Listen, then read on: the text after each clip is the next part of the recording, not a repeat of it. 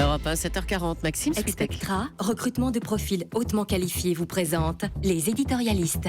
Les éditorialistes d'Europe 1, Antonin André pour la politique, Daniel Fortin pour l'économie. Messieurs, bonjour. Bonjour Maxime. On va commencer par la politique, Antonin, avec cette mauvaise passe pour François Fillon. Le candidat de la droite à la présidentielle a disparu des écrans radars.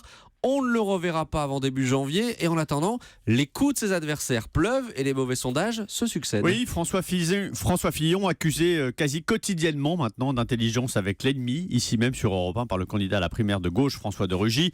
A-t-il touché des fonds de pays étrangers, de la Russie par exemple?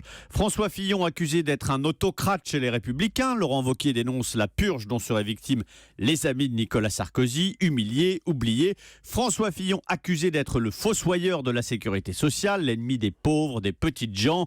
Procès intenté par les syndicats, la gauche, le Front National. Traître, autocrate, anti-pauvre. Premiers effets de cette campagne de destruction massive. 72% des Français ne souhaitent pas sa victoire à la présidentielle, selon l'IFOP.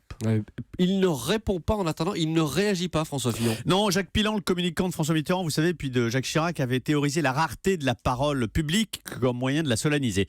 Alors François Fillon, lui, il va plus loin. Il est passé de la rareté à la disparition. Il est dans une communication plus monastique encore que celle d'une Marine Le Pen, qui est elle aussi très rare dans les médias. Et en fait, il reproduit ce qui lui a très bien réussi dans la campagne de la primaire. Il laisse l'espace à ses adversaires, tout l'espace, jusqu'à la saturation. Lui refuse les interviews sur le trottoir, comme il dit. Il est mutique devant les caméras des chaînes d'infos.